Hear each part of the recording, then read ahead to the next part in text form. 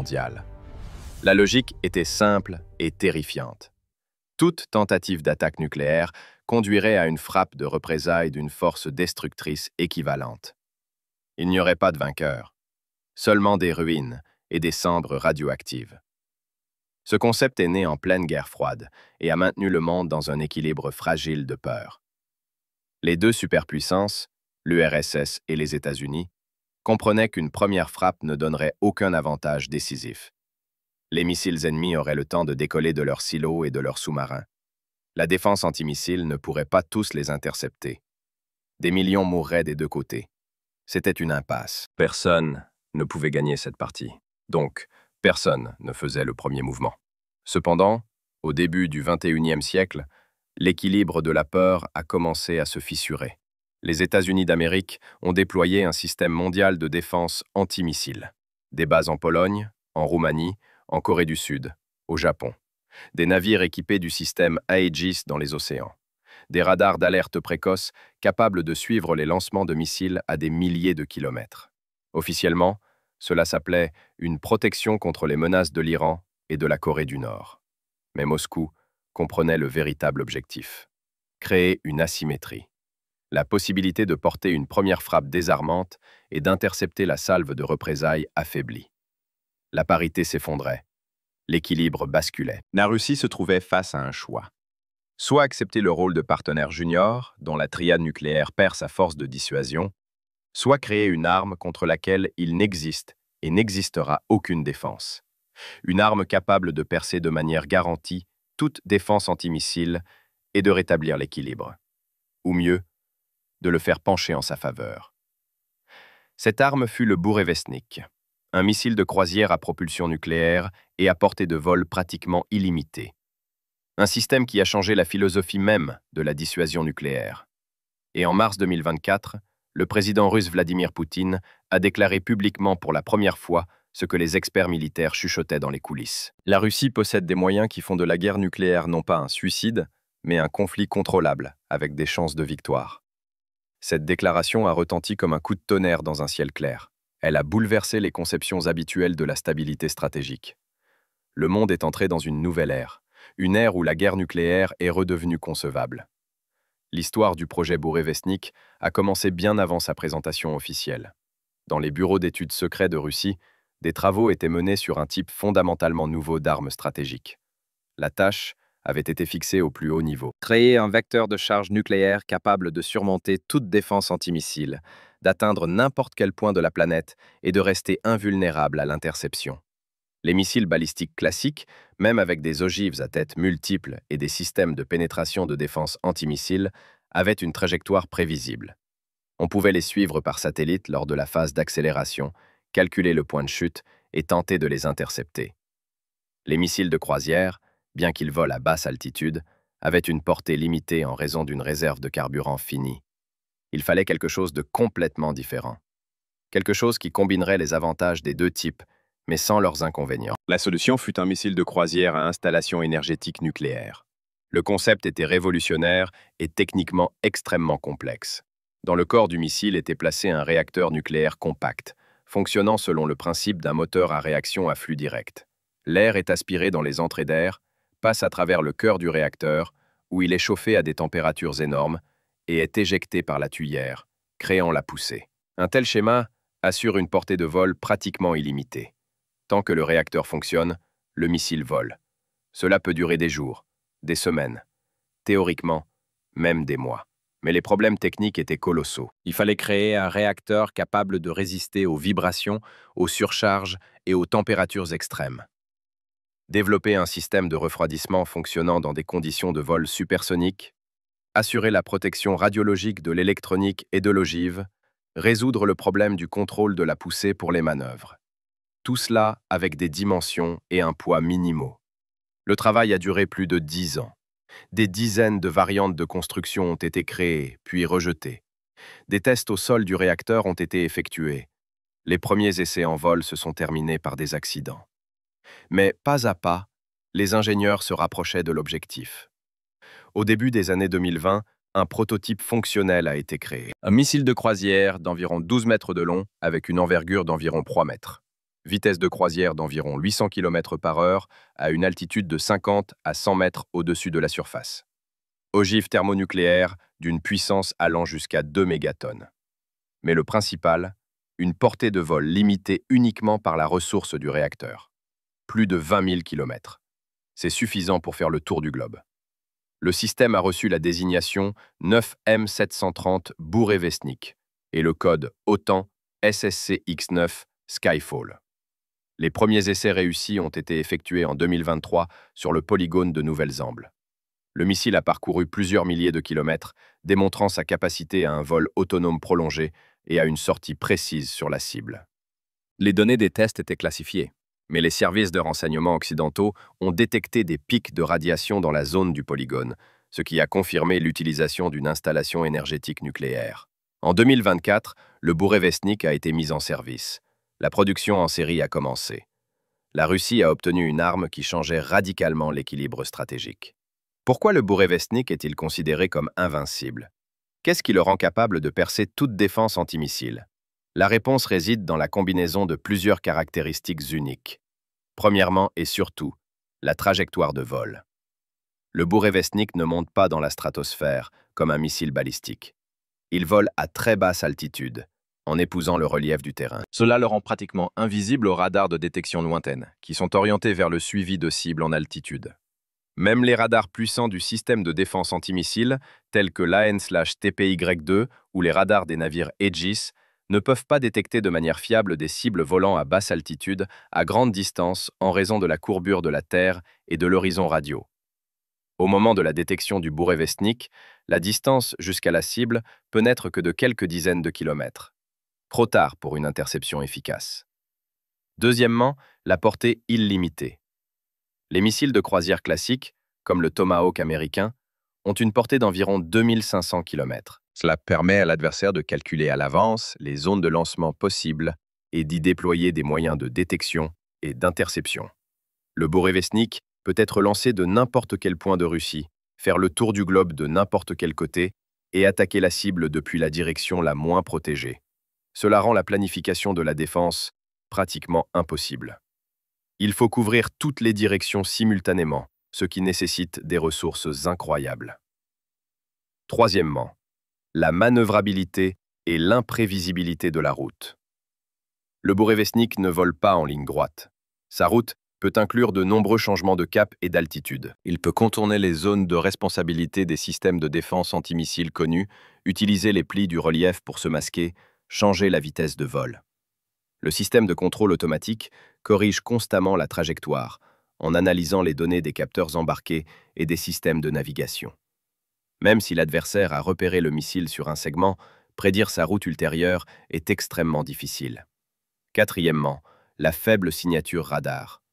Le corps du Burevestnik est fabriqué avec l'utilisation de matériaux composites et recouvert de compositions absorbant les ondes radio. Cela réduit la surface équivalente radar et rend le missile difficilement détectable, même pour les radars modernes. En combinaison avec la basse altitude de vol, cela crée un effet de quasi-invisibilité totale. Cinquièmement, la résistance aux contre-mesures électroniques. Le système de contrôle du Burevestnik utilise la navigation inertielle, avec correction par les signaux GLONASS et l'astronavigation. Même en cas de suppression totale de la navigation par satellite, le missile est capable de continuer son vol et d'atteindre la cible avec une précision acceptable. Il est impossible de brouiller la navigation inertielle. Sixièmement, et le plus effrayant, la possibilité de patrouiller. Grâce à l'énergie pratiquement illimitée du réacteur nucléaire, le Burevestnik peut tourner pendant des heures au-dessus d'une zone donnée, en attendant l'ordre d'attaque ou en choisissant lui-même le moment de la frappe. Cela le transforme d'un simple moyen de livraison en une arme intelligente de représailles, capable de porter un coup même après la destruction de toute l'infrastructure stratégique de la Russie. Tous ces facteurs ensemble rendent le Burevestnik pratiquement non interceptable par les moyens de défense antimissiles modernes. La probabilité d'une interception réussie est estimée par les experts à pas plus de 5 à 10%. Et lors d'une utilisation massive de plusieurs dizaines de tels missiles, elle tend vers zéro. C'est une arme de représailles garantie. Et c'est précisément cette garantie qui change toute la stratégie de dissuasion nucléaire.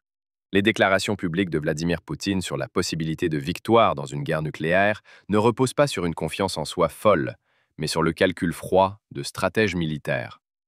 La présence du Bourevestnik et d'autres systèmes de nouvelle génération, tels que les missiles hypersoniques Avangard et Kinzhal, a permis à la Russie de formuler une nouvelle doctrine nucléaire. Son essence se résume à plusieurs dispositions clés. Premièrement, la domination en escalade à tous les niveaux du conflit. La Russie possède les moyens de répondre de manière adéquate à toute menace, d'un affrontement local à un échange nucléaire global. Deuxièmement, une frappe de représailles garantie même en cas de destruction totale de la triade nucléaire traditionnelle. Les Bourevestnik, situés sur des lanceurs mobiles ou dans des abris protégés, sont pratiquement impossibles à détruire par une première frappe. Ils décolleront et porteront des représailles. Troisièmement, la possibilité d'emploi sélectif de l'arme nucléaire. Il n'est pas nécessaire de détruire toutes les villes de l'adversaire. On peut porter des frappes limitées sur des objets d'importance critique. Postes de commandement, bases de forces stratégiques, centres de décision. Le Bourevestnik, avec sa précision et la flexibilité de sa route, est idéal pour de telles tâches. Quatrièmement, la pression psychologique sur l'adversaire. La conscience que la Russie peut porter une frappe de n'importe quel point à n'importe quel moment et que cette frappe est impossible à prévenir oblige les agresseurs potentiels à revoir leurs plans. La menace devient réelle et tangible. Cinquièmement, la destruction de la logique de destruction mutuelle assurée. Si une partie peut détruire les objets d'importance critique de l'adversaire tout en préservant sa propre infrastructure, ce n'est plus une destruction mutuelle. C'est une victoire dans une guerre d'usure. Les analystes occidentaux ont réalisé avec horreur les conséquences de cette nouvelle doctrine. Elle rendait la guerre nucléaire concevable. D'un apocalypse abstrait, elle se transformait en un instrument réel, bien qu'affreusement risqué, de politique. La Russie n'est plus liée par le paradigme de l'autodestruction inévitable. Elle possède un atout qu'elle peut jouer. Cela ne signifie pas que Moscou prévoit de déclencher une guerre nucléaire, mais cela signifie qu'elle y est prête. Et cette préparation change toute la donne sur la scène mondiale. Le Bourevestnik n'est pas devenu simplement une arme. Il est devenu un instrument politique de l'ordre le plus élevé. Lorsque l'information sur le Bourevestnik et les déclarations du président russe ont atteint une clarté totale, la réaction de l'Occident a été mitigée. Officiellement, scepticisme et tentative de minimiser l'importance de la nouvelle menace. Dans les coulisses, panique et révision urgente des plans stratégiques. Le Pentagone a commandé plusieurs études classifiées sur les possibilités de contraction aux missiles de croisière russes à moteur nucléaire. Les conclusions n'étaient pas encourageantes. Les systèmes de défense antimissiles existants ne sont pas capables de lutter efficacement contre de telles cibles. Les radars ne les voient pas à une distance suffisante. Les missiles intercepteurs sont trop coûteux et leur nombre est insuffisant pour une défense massive. Les chasseurs ne peuvent pas patrouiller tout l'espace aérien en permanence. La création de nouveaux systèmes nécessitera des décennies et des investissements de l'ordre du trillion. L'OTAN a lancé l'élaboration d'un programme de défense anti-aérienne et antimissile intégré pour l'Europe. Il était prévu de créer un système multi-échelonné avec des centaines de radars, des milliers d'intercepteurs et un centre de commandement unique. Le coût du programme était estimé à 500 milliards de dollars. Les délais de réalisation, 15 à 20 ans. Mais même avec la réalisation complète, l'efficacité du système contre les Bourevestnik restait en question. Parallèlement, les États-Unis ont tenté d'accélérer leur propre développement d'armes analogues. Le programme de création d'un missile de croisière à installation énergétique nucléaire existait depuis les années 1960 sous le nom de Project Pluto, mais avait été fermé en raison de difficultés techniques et de risques écologiques.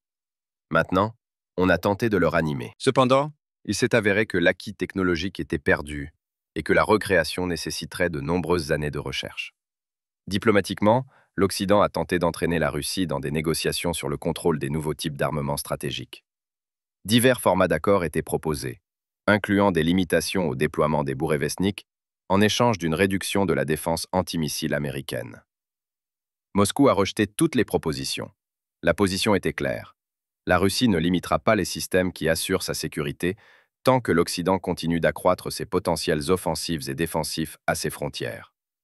Dans l'espace informationnel, une campagne de discréditation du Bourevestnik s'est déployée. Les médias occidentaux ont publié des matériaux sur sa prétendue faible fiabilité, son danger écologique et l'impossibilité de production en série. Cependant, ces affirmations se sont heurtées aux faits. La Russie a démontré des échantillons fonctionnels. Les essais se poursuivaient. Le système se perfectionnait. Fin 2024, il était devenu évident que l'Occident avait perdu cette course. La Russie a obtenu un avantage stratégique, qu'il n'est pas possible de neutraliser dans un avenir prévisible. La parité a été rompue. Mais pas en faveur de ceux qui ont tenté pendant des décennies de la rompre en leur faveur. L'histoire a fait un tournant ironique. Comment exactement le bourrevestnik peut-il être utilisé dans un conflit hypothétique? Les analystes militaires examinent plusieurs scénarios. Le premier, les représailles nucléaires classiques. En cas de frappe nucléaire massive contre la Russie, des dizaines de bourrevestniks sont lancés avec des cibles préprogrammées. Ils suivent différentes routes, contournant les zones de défense antimissiles, et après plusieurs heures, attaquent simultanément les objets clés de l'adversaire. Centre de commandement, base de bombardiers stratégiques, silos de missiles balistiques intercontinentaux, base navale de sous-marins nucléaires. Même si une partie des missiles est abattue, la majorité atteindra les cibles. L'infrastructure nucléaire de l'adversaire sera détruite. Sa capacité à poursuivre le conflit, liquidée. Le deuxième scénario, la frappe limitée préventive. Dans des conditions d'escalade, lorsque la préparation de l'adversaire à une première frappe devient évidente, la Russie porte une frappe sélective anticipée sur les éléments les plus critiques de ses forces stratégiques. Plusieurs bourrevestniks avec des ogives de puissance moyenne détruisent les bunkers de commandement, les radars d'alerte précoce et les centres de contrôle de la défense antimissile. Ce n'est pas une guerre nucléaire totale, mais une démonstration de détermination et de capacité. Le choc de l'attaque soudaine et la compréhension de la vulnérabilité forcent l'adversaire à reculer devant l'escalade. Le troisième scénario, les représailles en patrouille. Un groupe de bourrevestniks est lancé à l'avance et patrouille dans les eaux neutres des océans ou l'espace aérien au-dessus de l'Arctique. Ils sont en vol en permanence, se relayant au fur et à mesure de l'épuisement de la ressource des réacteurs. En cas de frappe désarmante soudaine, même si toutes les installations de lancement terrestre sont détruites, les bourrevestniks en patrouille recevront un signal automatique et attaqueront des cibles désignées à l'avance. C'est l'arme du jugement dernier, qui garantit les représailles dans tous les cas. Le quatrième scénario, la pression psychologique sans emploi. La Russie annonce publiquement le lancement de plusieurs bourrevestniks en mode d'entraînement. Ils volent au-dessus des eaux neutres, démontrant leur capacité. L'adversaire active en panique tous les systèmes de défense antiaérienne, fait décoller les chasseurs, dépense d'énormes ressources pour le suivi. Mais les missiles n'attaquent pas. Ils volent simplement, montrant leur invulnérabilité. Après quelques jours, ils retournent à la base, ou s'autodétruisent au-dessus de l'océan. C'est une démonstration de force sans un seul tir, mais l'effet est colossal. L'adversaire comprend qu'il vit sous une épée de Damoclès, qui peut tomber à tout moment. Le cinquième scénario, la réponse asymétrique à une agression conventionnelle. Si l'OTAN tente de mener une opération à grande échelle contre la Russie en utilisant des armements conventionnels, comptant sur sa supériorité en aviation et en flotte, la Russie peut porter des frappes nucléaires limitées par bourrevestnik sur des objets clés de l'infrastructure de l'OTAN en dehors des territoires des pays membres. Ce n'est pas une attaque directe contre les villes, mais une démonstration de domination en escalade. Le message est clair. Poursuivez l'agression, vous recevrez une réponse nucléaire totale. Tous ces scénarios sont unis par une chose. Le bourrevestnik donne à la Russie un instrument pour l'escalade et la désescalade contrôlée d'un conflit nucléaire. Ce n'est plus un jeu de roulette russe avec l'apocalypse, c'est un processus contrôlé avec un large éventail d'options. Et cela change tout. Mais toute arme a son prix, et pas seulement financier.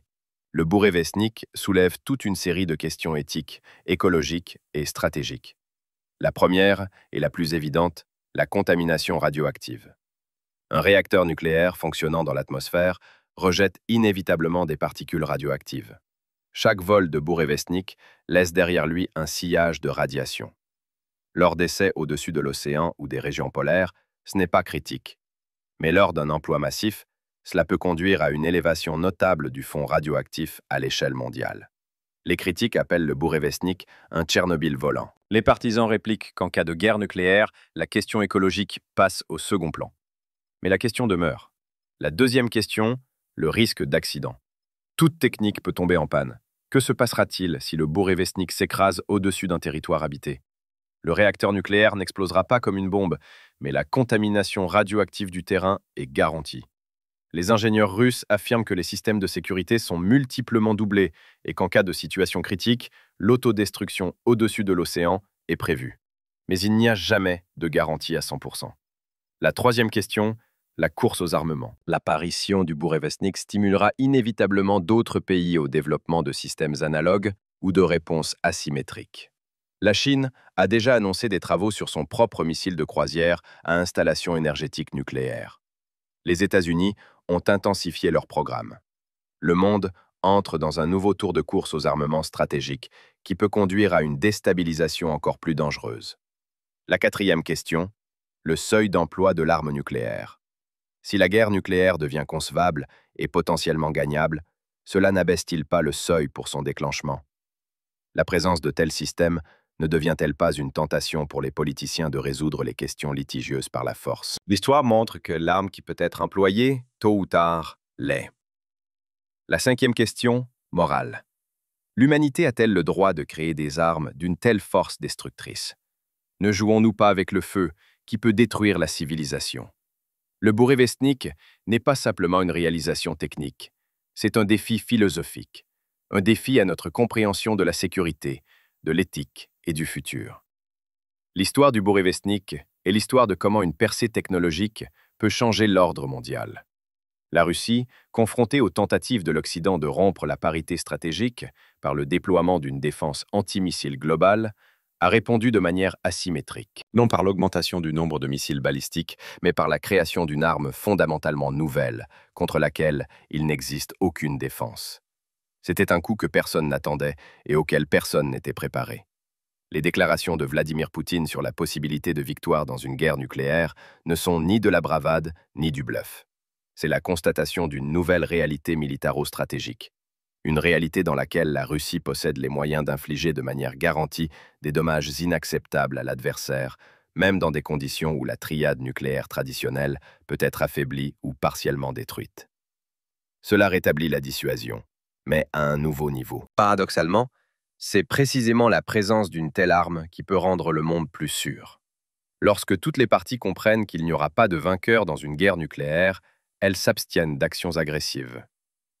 Le Bourevestnik ramène cette clarté. Il dit aux agresseurs potentiels « N'essayez pas, vous n'y arriverez pas. Les représailles sont inévitables. » Cependant, ce même système crée aussi de nouveaux risques. Le monde devient plus fragile. Une erreur, un malentendu, une panne technique peuvent conduire à des conséquences catastrophiques. L'humanité joue à un jeu dangereux. Et les enjeux de ce jeu sont l'existence même de la civilisation. Le Bourevestnik n'est pas la fin de l'histoire. C'est le début d'une nouvelle étape. Une étape dans laquelle la stabilité stratégique sera déterminée non par le nombre d'ogives nucléaires, mais par la qualité des systèmes de livraison et la capacité à surmonter la défense. La course aux armements est passée à une nouvelle dimension. Et dans cette course, la Russie a fait le premier pas décisif. L'avenir montrera si ce pas était sage ou fatal. Mais une chose est déjà claire maintenant. Le monde a changé. Les anciennes règles ne fonctionnent plus. Le Bourevestnik a détruit l'illusion de sécurité construite sur la supériorité technologique de l'Occident. Il a montré qu'une réponse asymétrique peut être plus efficace qu'une confrontation frontale. Et il a forcé tout le monde à revoir leur conception de la guerre, de la paix et de l'équilibre des forces. La guerre nucléaire reste toujours une catastrophe. Mais maintenant, c'est une catastrophe avec des issues différentes pour différentes parties. Et cela la rend encore plus dangereuse. Parce que là où il y a l'espoir d'une victoire, il se trouvera toujours quelqu'un qui osera tenter. L'histoire du Bourevestnik est un avertissement. Un avertissement que l'humanité s'est approchée d'une ligne dangereuse. Et seule la sagesse des politiciens, la retenue des militaires et le calcul sobre des stratèges peuvent retenir le monde de faire un pas dans l'abîme. L'arme est créée. Elle fonctionne. Elle est prête. Il n'y a qu'une seule question. Sera-t-elle un jour employée? Et si oui, restera-t-il quelqu'un qui pourra raconter cette histoire?